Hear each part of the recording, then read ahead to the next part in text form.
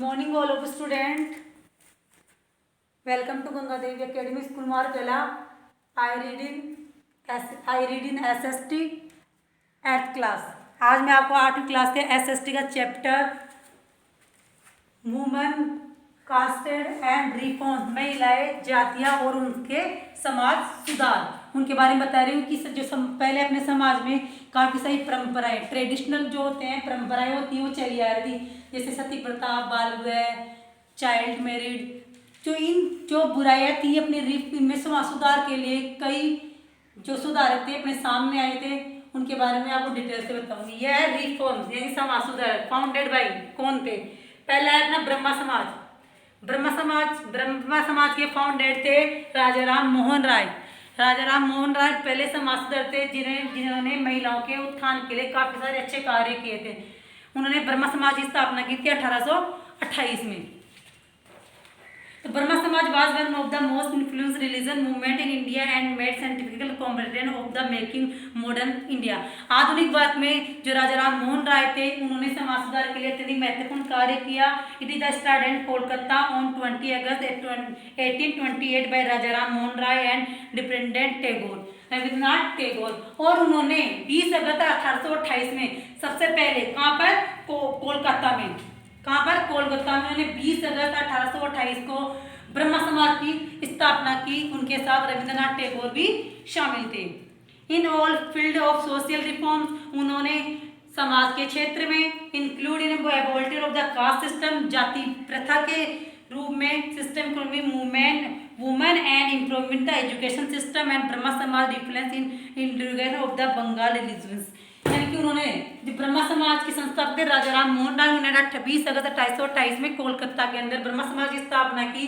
उन्होंने जाति प्रथा, महिलाओं के सुधार यानी उत्थान के लिए बहुत सारे कार्य किए। उसके बाद में सेकंड आ रहा है अपना आर्य समाज। आर्य समाज कौन थे? स्वामी दयानंद सरस्वती। इन्होंने 1875 यानी कि दयानंद सरस्वती ने आर्य समाज की स्थापना की थी 1875 में। इन्होंने ही ब्रह्मा समाज की तरह ही समाज सुधार के लिए, महिलाओं के उत्थान के लिए बहुत सारे कार्य किए। Arya Samaj was founded by Swami Dayanand Saraswati in 1875. Among the other things, the associated worker of the remarriage of widow.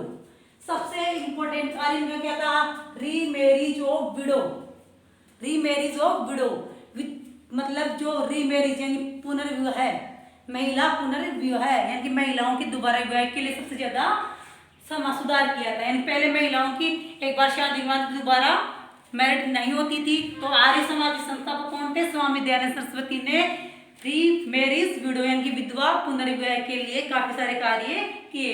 इस प्रकार से थर्ड है प्रार्थना समाज के संस्थापक थे आत्माराम पांडुरंग। प्रार्थना समाज संस्थापक कौन थे? आत्माराम पांडुरंग। उन्होंने 1867 में आत्माराम पांडुरंग ने 1867 में प्रार्थना समाज की स्थापना की थी। इन्होंने भी इन्हीं की तरह अपने महिलाओं के उत्थान के लिए कार्य किया। Ramakrishna mission is a Hindu religion and spiritual organisation which from a core of वॉडविल spiritual movement now as the Ramakrishna movement. Prarthana Samaj और prayer society in Sanskrit was movement of religion and social reform in Bombay. इन्होंने बम्बई में इसकी स्थापना की थी। India based on the early reform movement. और उन्होंने इससे पहले ही काफी आंदोलन स्थापित किए थे। प्रार्थना समाज was founded by the Damodar Atmaram Pandurang in 1867 when Keshav Chandra Sen visited Maharashtra. जब सबसे पहले जो आत्माराम पांडुरंग थे वो सबसे पहले महाराष्ट्र के अंदर केशव चंद्र सेन से मिले थे। उसके बाद उन्होंने 1867 में आर्य प्रार्थना समाज की स्थापना की थी। It become popular after Mahadev Govind Ranade joint. और उसके बाद में महादेव गोविंद रानाडा, सबसे पहले पृथ्वीराज फिर चंद्रसेन आए, उसके बाद गोविंद रानाडा भी इनसे शामिल हो गए थे।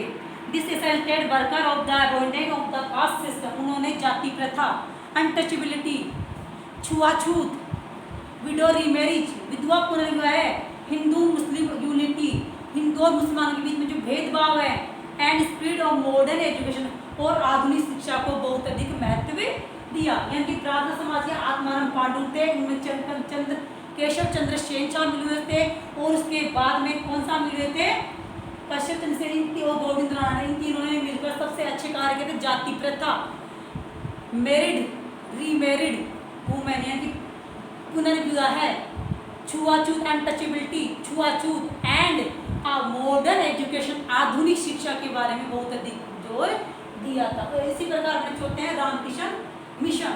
रामकृष्ण मिशन की स्थापना रामकृष्ण परमहंस ने की थी। रामकृष्ण मिशन की स्थापना रामकृष्ण परमहंस ने की थी, 1897 में की थी। और रामकृष्ण मिशन ने रामकृष्ण परमहंस थे, उन्होंने रामकृष्ण परमहंस ने एक बार इनके शिष्य ने पूछा, रामकृष्ण जो परमहंस थे उनके शिष्य ने एक बार पूछा कि क्या आपने कभी ईश्वर को देखा है, कि क्या कभी आपने ईश्वर को देखा है। तो उन्होंने कहा था जिस प्रकार आप मेरे को देख रहे हो उसी प्रकार मैंने ईश्वर को साक्षात दर्शन किए हैं। तो उन्होंने मूर्ति पूजा का खंडन किया था। इन्होंने जो रामकृष्ण मिशन थे उन्होंने मूर्ति पूजा का खंडन किया था, अनटचेबिलिटी का भी खंडन किया था, अनटचेबिलिटी को हटाया था। Ramakrishna mission is a Hindu religion and spiritual organisation which from core a world wide spiritual movement now as Ramakrishna Mission or the Vedanta movement. इसे रामकृष्ण मिशन को वेदांत आंदोलन के नाम से भी जाना जाता है। और ये अपने जो रामकृष्ण मिशन है धार्मिक हिंदू धर्म, हिंदू रिलीजन, हिंदू धर्म के सबसे ज्यादा The mission is named after the spirit by the Indian संत रामकृष्ण परमहंस। यानी पहले तो सब वेदांत मूवमेंट, इसको वेदांत आंदोलन के नाम से जाना जाता था। उसके बाद उन्होंने रामकृष्ण परमहंस से मिलने के बाद में अपने गुरु रामकृष्ण परमहंस से मिलने के बाद उनका नाम कर दिया रामकृष्ण परमहंस। स्वामी विवेकानंद ऑन 1 मई 1897, यानी स्वामी विवेकानंद ने की थी स्थापना। रामकृष्ण मिशन की स्थापना किसने की थी? स्वामी विवेकानंद ने।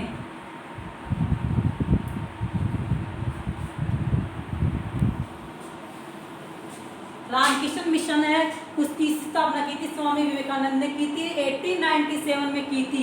और स्वामी विवेकानंद के गुरु का नाम था रामकृष्ण परमहंस। स्वामी विवेकानंद थे। रामकृष्ण मिशन की स्थापना स्वामी विवेकानंद की थी, 1897 में की थी। और इनके गुरु का नाम क्या था? रामकृष्ण परमहंस। इसे पहले वेदांत आंदोलन के नाम से जाना जाता था, किंतु स्वामी विवेकानंद इसके बाद में अपने गुरु रामकृष्ण परमहंस के नाम पर इसका नाम रामकृष्ण मिशन निकाल दिया। यानी कि रामकृष्ण परमहंस कौन थे? स्वामी विवेकानंद के गुरु थे। और वेदांत आंदोलन से हटकर उन्होंने स्वामी जो विवेकानंद थे उन्होंने इस मिशन का नाम निकाल दिया रामकृष्ण मिशन। फिर अपने बाद में आते हैं सत्यशोधक समाज। सत्यशोधक समाज की स्थापना की थी ज्योतिराव फूले ने। सत्यशोधक की स्थापना की थी ज्योतिराव फूले ने 1873 में की थी। ज्योतिराव फूले उन्होंने महिलाओं की शिक्षा के लिए सबसे मोस्ट इम्पोर्टेंट है सत्यशोधक समाज। उन्होंने महिलाओं वुमेनों की शिक्षा के लिए, एजुकेशन के लिए काफ़ी जोर दिया था। सत्यशोधक जो ज्योतिराव फूले हैं वही पहले ऐसे व्यक्ति थे जिन्होंने अपनी पत्नी जो सावित्रीबाई थी, इनकी पत्नी का नाम था सावित्रीबाई, पहले अपनी जो गर्ल्स एजुकेशन बिल्कुल नहीं चलती थी अपने, तो उन्होंने जो ज्योतिराव फूले हैं उन्होंने अपनी पत्नी सावित्रीबाई को शिक्षित करवाया और एक अपने घर पे एक विद्यालय खोला जिसका कई लोगों ने भी विरोध भी किया था। और इसमें सबसे पहले 8 लड़कियों ने प्रवेश किया था। उन्होंने अपनी पत्नी को शिक्षित करवाया और पहली महिला शिक्षिका है सावित्रीबाई जो कि इनकी वाइफ है, जो उन्होंने महिलाओं की गर्ल्स एजुकेशन के बारे में सबसे अधिक जोर दिया था। Satyashodhak Samaj was social reform society founded by Jyotirao Phule in Poona, Maharashtra में पड़ता है, जो 24 सितंबर 1873 यानी 24 सितंबर 1873 में पुणे महाराष्ट्र में उन्होंने सत्यशोधक समाज की स्थापना की थी।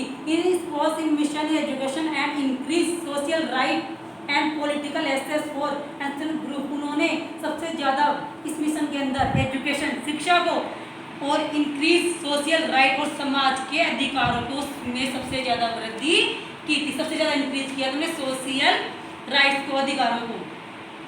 Women Sundara and death in Maharashtra, और महाराष्ट्र में सबसे अधिक प्रतिनिधि। ठीक है चिल्ड्रंस, आपको आज मैंने रिफॉर्म सुधारों के बारे में, महिलाओं समाज सुधार के बारे में बताया। इनमें ब्रह्मा समाज जिसके संस्थापक राजा राम मोहन राय थे, उन्होंने 1828 में स्थापना की थी। आर्य समाज स्वामी दयानंद सरस्वती ने की थी, 1875 में की थी। दूसरा है प्रार्थना समाज, उसकी की थी आत्माराम पांडुरंग ने 1867 में की थी। रामकृष्ण मिशन ने इसकी स्थापना की स्वामी विवेकानंद ने, जो कि वेदांत आंदोलन माना जाता था। उसके बाद उन्होंने अपने गुरु रामकृष्ण परमहंस के नाम पर इसका नाम कर दिया था रामकृष्ण मिशन। उसके बाद में सत्य शोधक समाज की स्थापना की थी ज्योतिराव फुले 1873।